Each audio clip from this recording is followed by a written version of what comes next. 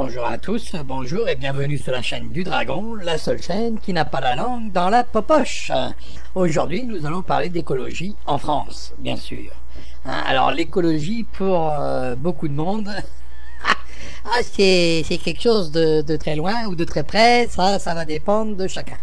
Mais bon, allons voir un petit peu ce qui se passe dans l'écologie française et qui est à la tête de cette écologie-là, en France, c'est Hulot, pour l'instant. Alors, moi je sais pas si vous êtes d'accord avec moi, mais toujours est-il qu'à chaque fois que je cause d'écologie avec un grand nombre de personnes, j'entends jamais parler du Hulot. Jamais j'ai entendu dire quelqu'un Hulot ceci, Hulot cela. Non, jamais. Ça, il n'y a que les journalistes pour aller nous faire croire que Hulot c'est le premier en France. Oui. À chaque fois qu'il y a un mec qui monte, qui vient de nulle part, vous pouvez être sûr que c'est les journalistes. Vous pouvez en être sûr. Les menteurs qui sont, il faut bien qu'ils mentent sur autre chose. Mais écologique, lui, excusez-moi, mais là, vous allez vous en rendre compte que l'écologie, du moment que ça touche pas mes poches, les siennes, j'entends. Parce que dès que ça touche un petit peu les poches de nous, alors là, il n'y a plus de problème. L'écologie va la faire à fond. D'ailleurs, vous allez vous en rendre compte, puisque je vous ai mis Greenpeace. Alors, Greenpeace, je l'ai mis en deuxième, puisqu'on va prendre la loi, la présentation de la loi hydrocarbures, qu'il a faite. Ensuite, Greenpeace, pour le nucléaire, plus les terroristes. Ça a apparu, le rapport a apparu le 10 octobre. Donc, vous voyez, c'est pas si vieux que ça, le rapport. Ensuite, donc les vacances de Monsieur Hulot. Ça va être intéressant. Ça va être intéressant. Alors, bien sûr, là, on verra les vacances, mais tout de suite après, on verra comment il passe ses vacances et avec quoi. C'est intéressant de le voir. Et ensuite, il y a un conflit d'intérêts avec, bien sûr, l'EDF. Alors, là, pour tout ce qui est renouvelable, il va y passer parce que déjà l'éolienne. Alors l'éolienne, vous savez très bien que s'il n'y a pas de vent, il n'y a pas d'électricité. Et s'il y a trop de vent, il n'y a toujours pas d'électricité puisqu'on est obligé d'arrêter. On est obligé d'arrêter l'hélice parce que sinon ça va aller beaucoup trop vite, ça va s'user. Alors il parle d'usure, il parle de plein de choses, mais je vous ferai des vidéos sur les éoliennes, sur l'énergie renouvelable. Pour l'instant on va parler de Hulot. C'est juste une première vidéo, un premier jet qui serait une présentation et qu'on se mette bien dans le crâne qu'il n'a jamais été écolo de sa vie. C'est clair. D'ailleurs, quand vous voyez la tranche de cake qu'il a, c'est clair qu'il n'a jamais été écolo. Tout dans la poche, rien dans la poche des autres, ça c'est clair. Quand vous verrez le conflit qu'il y a entre lui et entre l'EDF, c'est un conflit d'intérêts, mon Dieu. Et ça, tant qu'on se mettra pas ça dans le crâne, on ne pourra rien faire d'autre. Attention, pourquoi que les centrales nucléaires ils vont continuer et cela pendant X années, encore 15 ans ou 10 ans, oui, mais en 2019, sa fondation doit recevoir un contrat avec EDF, donc ils doivent c'est renouvelable, et c'est en 2019 qu'ils vont soit le renouveler ou soit l'abandonner. Regardez donc, ils vont tant qu'il va être au gouvernement jusqu'en 2019, vous pouvez dire que tout va être fait pour que ce soit bien du nucléaire. Là c'est clair, vous pouvez rien y faire d'autre. Donc arrêtez de penser qu'il est pour vous. Ça se voit que le conflit d'intérêts ils sont là. Alors je vous l'ai mis, et le parrain de sa fondation, c'est l'EDF.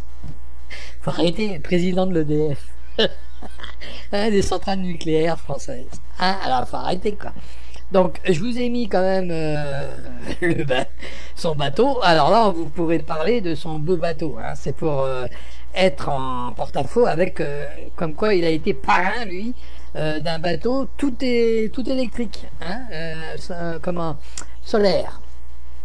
Et vous allez voir, il est parrain. Alors ça c'est pour la façade. Parce que quand il va se promener, il est plus tellement le parrain du solaire, hein, je peux vous le dire. Ah, les enfoirés. Ah, je vous jure. Comment qu'ils nous prennent pour des cons, quand même. Comme si on le voit pas. Comme si on le sait pas. Ah, c'est quelque chose, hein. Alors, vous inquiétez pas, hein. De toute façon, il y a des preuves, hein. Vous inquiétez pas. Je vous ai mis la photo qui est bien là, donc qui a une preuve, hein, de tout ce que j'avance. Hein. Donc, vous verrez tout ça, ce qui inquiète en premier lieu Greenpeace. Ensuite, donc la loi. Hein. Mais dans la loi, pourquoi je vous ai mis la présentation de la loi, hein, vous entendrez 2040. Et là, vous allez comprendre pourquoi on vous dit, 2040, il ne faut plus de voitures. Avec les combustibles fossiles. Mais bien sûr qu'il n'en faut plus. Puisque la France aura des puits à sec 2040, à l'horizon de 2040. Voilà ce qu'ils préconisent les scientifiques. Ils disent, ça continue comme ça, en 2040 on sera à sec. Donc la France ne pourra plus produire de la matière première pour faire de l'énergie. Donc qu'est-ce qui se passe? Là, vous savez bien comment c'est quand on n'en a plus. Hein, on veut gagner quand même de l'argent, hein, quand même sur le dos, mais quand on n'en a plus, on crie à l'écolo. Et là, vous inquiétez pas, hein, c'est pour ça que la France elle commence à aller faire chier dans tous les autres pays du monde, parce qu'ils savent très bien qu'ils vont avoir des problèmes. La France va avoir des problèmes, elle va être à sec. Hein, et voilà. Donc, est-ce qu'ils font de l'écologie ou est-ce qu'ils essayent de ramener tout ce qui est renouvelable à leur porte-monnaie? Ah, posez-vous la question. Si on aurait toujours, nous, du pétrole en grande quantité, en France, on n'en a pas. Enfin, on a des idées, ça c'est connu. Hein, en France, on n'a pas de pétrole, mais on a des idées. Alors, si vous voulez voir, il aurait été aussi écologique s'il y en avait eu toujours. S'il y en avait eu une grande quantité. Est-ce qu'il aurait été écologique? Est-ce qu'il aurait dit, on n'arrête les pluies quand même en 2040? Non, je crois pas. Vous voyez? C'est parce que la nature l'oblige. La nature nous oblige à voir autrement les choses. On n'a plus le choix. Sinon, on va payer les yeux de la tête. Parce que les autres pays qui vont nous fournir, je vous garantis que là, ils vont nous mettre le paquet. Et comme eux, ils vont vouloir des ronds, ils vont mettre les taxes derrière, comme ça, nous, on va payer un max. C'est clair. Donc, vous voyez bien que l'écologie, oui, mes fesses. Voilà. Hein, parce que c'est la nature qui nous oblige à faire les choses. Hein, comprenez-le, il n'a jamais été écolo de sa vie. Hein, faut arrêter, quoi. Faut arrêter. Attendez, il était en train de faire des émissions en hélicoptère, le gars, et avec Bouygues. Bouygues, c'est vraiment la compagnie très écolo. Oui. Hein, je rase les forêts pour mettre des buildings. Ça, c'est Bouygues. Hein, je rase quelques arbres pour mettre des antennes. Ça, c'est Bouygues. Hein, alors, il faut arrêter un peu, là. Faut arrêter parce que je crois que là, vous perdez, vous êtes en train de croire à tout ce qu'on vous... Oh, attendez, on vous fait avaler des couleuvres, et puis vous les prenez par la queue et vous les avalez. Oui, mais à un moment, là, il faut savoir s'arrêter. Hein. Il faut savoir s'arrêter. Hein. Il faut voir la réalité. Hein. La réalité, c'est qu'il y a des centrales nucléaires, que l'EDF, il veut que ça continue pendant un moment parce que ça gagne du pognon. Et que Hulot, qu'est-ce qu'il va faire? Parce que sinon, l'EDF, il va lui dire, écoutez, vous êtes très gentil, mais moi, je vous quitte. Voilà, je renouvelle pas le contrat. Et comme ça, la fondation Hulot, un peu moins de sous. Ah, là, ça commence à... Et de quoi on parle, quoi? Voilà, de quoi on parle? De quelle sorte d'arrangement qu'il y a entre eux, hein? Et ça, on pourrait se poser la question. C'est un conflit d'intérêts. Et tant qu'il sera président, alors bien sûr, il a démissionné. Hein, vous entendrez tout ça. Hein, je vais pas vous le faire maintenant. Vous allez entendre tout ça après, parce que je vous ai déjà tout ça préparé. Hein, et donc, vous allez pouvoir vous faire votre propre idée. Hein, j'influence personne, toujours pareil. Hein, j'influence pas, mais toujours est-il que c'est une réalité de la chose. Hein, une réalité. Pareil pour les véhicules fossiles, hein, pour les quand vous voyez un véhicule, mais bien sûr, c'est notre faute à nous, bien sûr, parce que on a roulé sur 20 ou 30 kilomètres, alors on a fait un trou dans la couche d'ozone. Hein. Ah bah oui, c'est pas eux, bien sûr, c'est pas eux. Non, c'est nous. C'est comme le trou de la Sécu, ça. Hein. Parce que vous êtes enrhumé et que vous allez à la pharmacie, ah bah ça vous fait un trou dans la Sécu, mon you. Faut pas être enrhumé, hein. Bien sûr, hein. Alors, vous voyez bien, c'est toujours la faute des autres. Hein. Jamais leur façon de gérer la planète. Jamais. Voilà. Donc on va commencer à écouter la première. Nicolas Hulot présente son projet de loi hydrocarbures. Le ministre de la Transition écologique Nicolas Hulot présente, mercredi 6 septembre en Conseil des ministres, le projet de loi sur les hydrocarbures. Ce texte constitue la première étape du plan climat présenté par Emmanuel Macron en juillet dernier. La loi qu'il est présentée ce mercredi vise à ne plus donner aucun nouveau permis d'exploration d'hydrocarbures, pétrole ou gaz de schiste, sur le territoire français, comprenant notamment la Guyane, et les zones marines d'économie exclusive. En ce qui concerne l'exploitation pétrolière, les gisements qui sont déjà en exploitation, seront probablement épuisés d'ici 2040. À cette échéance, la France ne devrait donc plus produire d'hydrocarbures. Ce projet de loi s'inscrit dans la stratégie nationale de réduction des émissions de gaz à effet de serre et pour Nicolas Hulot, ministre de la Transition écologique, il s'agit de mettre la loi en cohérence avec la science, qui nous dit que pour diminuer le réchauffement climatique, il faut s'affranchir des énergies fossiles. Ce projet de loi est à mettre en parallèle avec l'objectif affiché par Emmanuel Macron de supprimer complètement les véhicules émetteurs de gaz à effet de serre, comme les voitures ou les camions roulant à l'essence ou au diesel, à l'horizon 2040. Si les ONG sont globalement favorables à ce texte de loi, elles espèrent qu'il ne sera pas affaibli par les députés, lors de son passage devant le Parlement. Sécurité des centrales nucléaires, ce qui inquiète Greenpeace. De la chute d'avions aux tirs de roquettes, un rapport de l'ONG pointe la fragilité des piscines contenant le combustible usé des centrales nucléaires face à d'éventuelles attaques terroristes. Nos centrales nucléaires sont-elles assez protégées contre une attaque terroriste susceptible de provoquer une catastrophe sans précédent ? Dans un rapport choc remis mardi à la première heure aux plus hautes autorités françaises, Greenpeace France veut faire tomber un tabou, et briser ce qu'elle considère comme une omerta sur les risques qui planent sur les piscines de refroidissement des 58 réacteurs d'EDF, et celles de l'usine de retraitement de déchets de La Hague. Et son constat est sans appel, c'est quelques 62 piscines, une par réacteur plus 4 piscines à La Hague, où refroidissent les barres de combustible usés hautement radioactives après leur déchargement des cœurs nucléaires sont très mal protégées. Moins bien en tout cas que les ouvrages bétonnés qui abritent les réacteurs. Résultat, une attaque sur leur bâtiment pourrait provoquer une catastrophe nucléaire majeure avec un relâchement très important de gaz et de particules radioactives dans un périmètre pouvant aller jusqu'à 150 ou 200 km autour du site visé. Et évidemment des conséquences graves, potentiellement mortelles, pour les populations contaminées dans cette zone. Ce n'est pas la première fois que la sécurité des sites nucléaires français inquiète, au-delà du risque accidentel. Fin mars, Libération avait pointé avec Yves Marignac de l'agence Suisse Paris, le potentiel de danger sans équivalent de l'usine Areva de La Hague, où près de 10 000 tonnes de combustible usé, l'équivalent de 115 cœurs de réacteurs, refroidissent avant vitrification. Ce spécialiste avait rappelé à l'époque qu'une attaque d'avion suicide du type 11 septembre sur La Hague, la première usine de retraitement de déchets au monde, provoquerait un relâchement de césium-137 équivalent à au moins 6 fois la catastrophe de Tchernobyl. Un cauchemar radioactif qui a incité Greenpeace à élargir l'étude des risques terroristes aux 58 piscines des centrales EDF.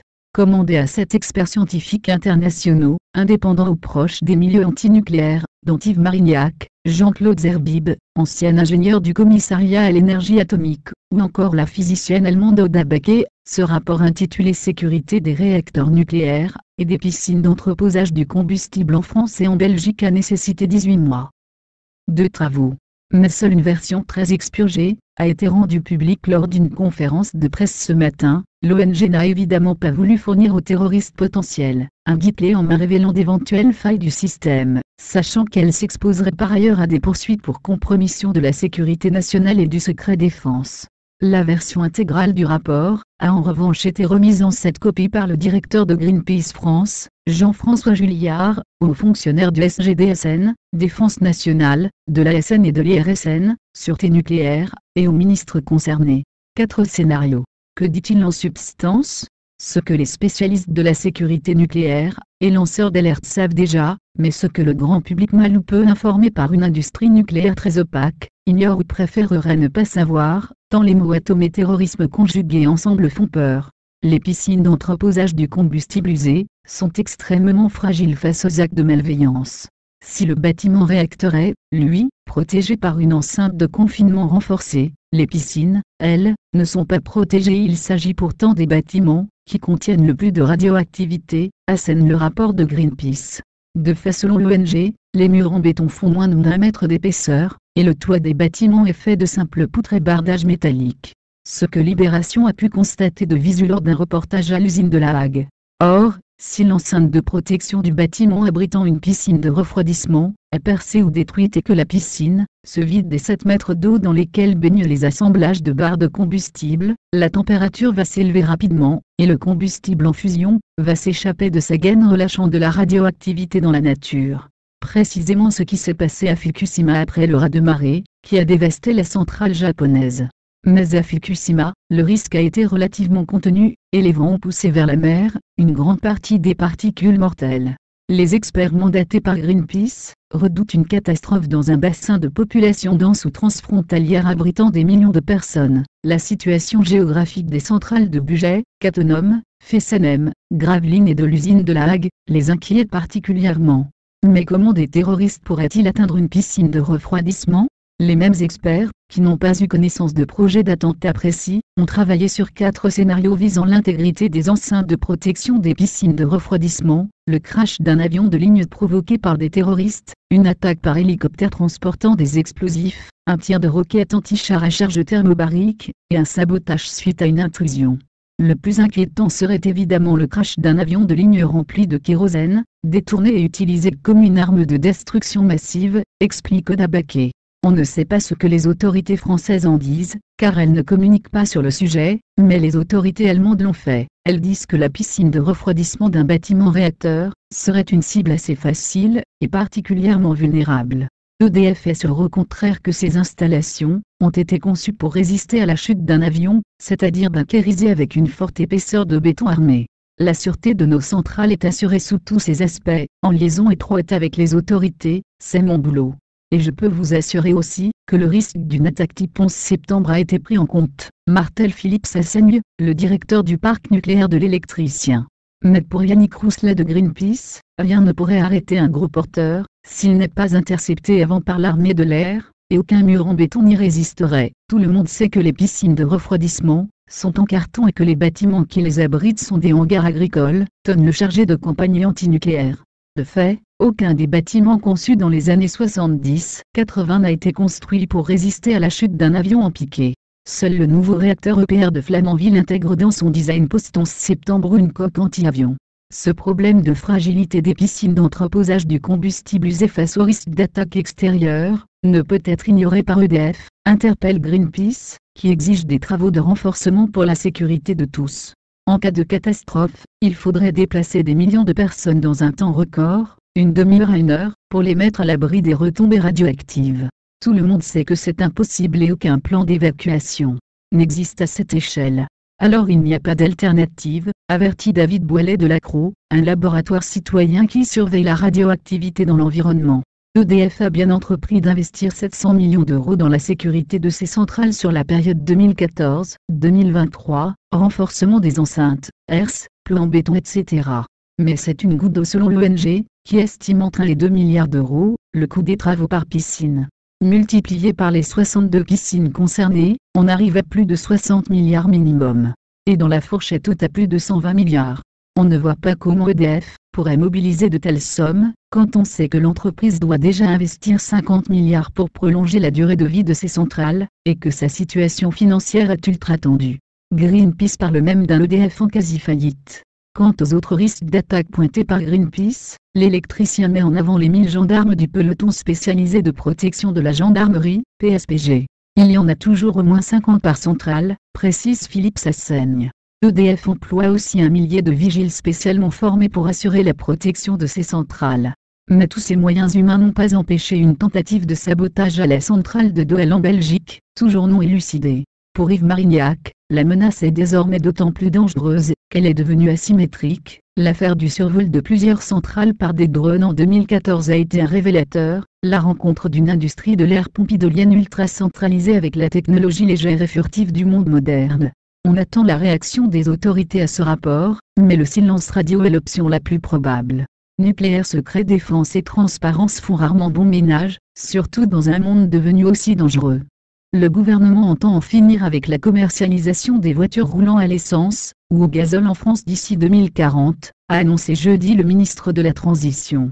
Chacun de nous doit prendre sa part de responsabilité dans ce cycle du futile. Dans cette complaisance silencieuse, voire même cette gourmandise avec le frivole, nous nous réduisons. Car derrière les fonctions, derrière nos différences culturelles, politiques ou sociales, c'est notre responsabilité de parents qui doit primer. Ne sacrifions pas l'avenir de nos enfants à l'aune de nos futilités. Nicolas Hulot, le 14 novembre 2014 sur sa page Facebook. Les vacances de Monsieur Nicolas Hulot. Grâce à un Mercury Verado 225 chevaux, qui brûle pas moins de 87,3 litres par heure de super. Pour ceux que cela intéresserait, le bateau en question est un hors-bord de marque Wally 7,50 m. Au prix de 40 000 € sans remorque, équipé d'un moteur 225 chevaux, Verado Mercury 20 000 €, pouvant consommer jusqu'à 100 litres à l'heure à plein régime. L'écologie c'est pour les autres évidemment, il avait pourtant le choix entre un bateau à voile ou une barque à rame. Sachant qu'en plus, il a la manie de se déplacer en hélicoptère. Encore un beau faux cul. En attendant, c'est nous qui ramons. Mais aussi parlons d'EDF. Le conflit d'intérêts qui n'a pas encore été soldé, Nicolas Hulot et EDF.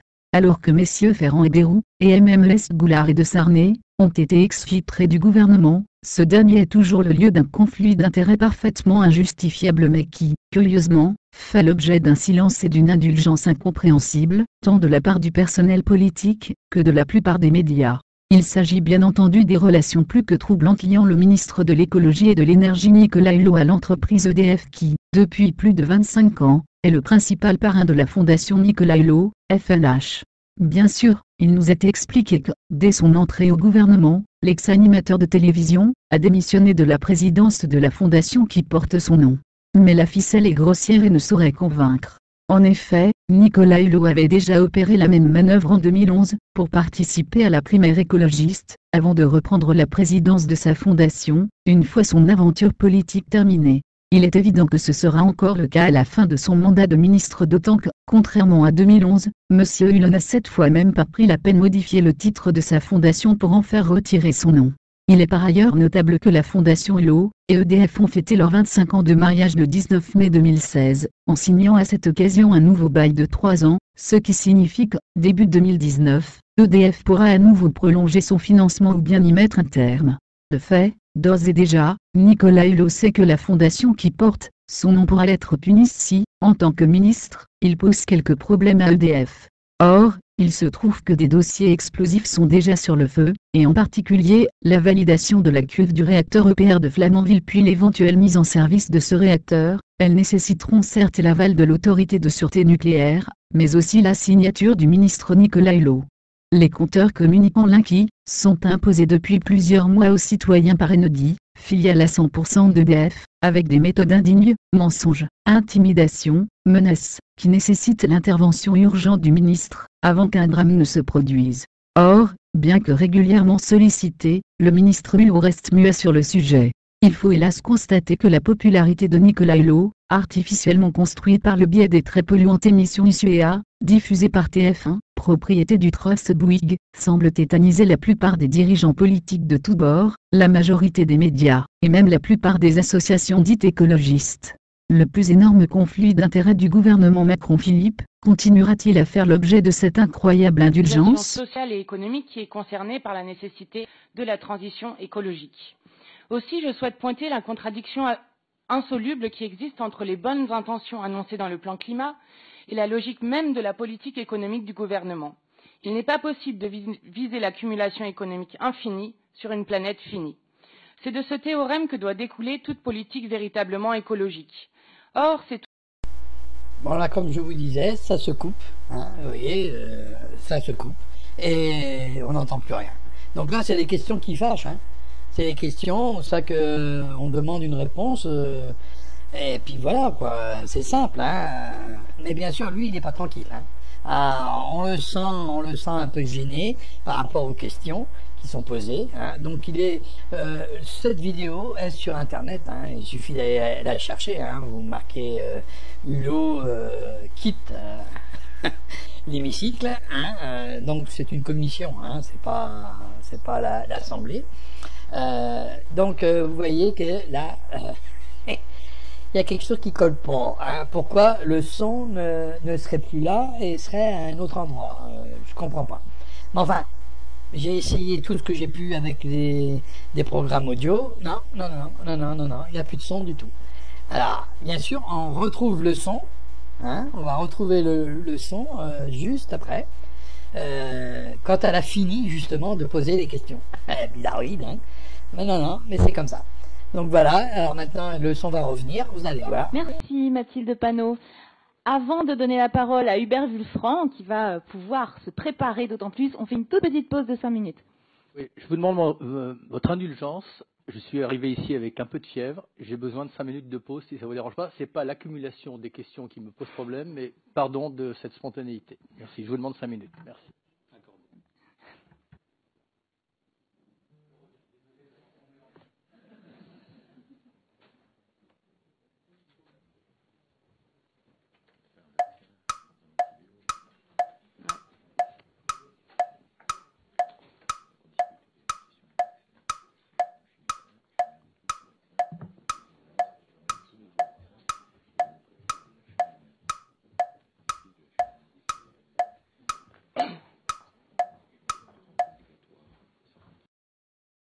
Bien, chers collègues, la situation ne s'améliore pas. Je crois que le plus simple est que nous repoussions cette audition à une date ultérieure. Je crois que ce sera mieux dans des meilleures conditions. Et je crois que je peux m'adresser en notre nom à tous pour souhaiter un bon rétablissement à notre ministre. Bien.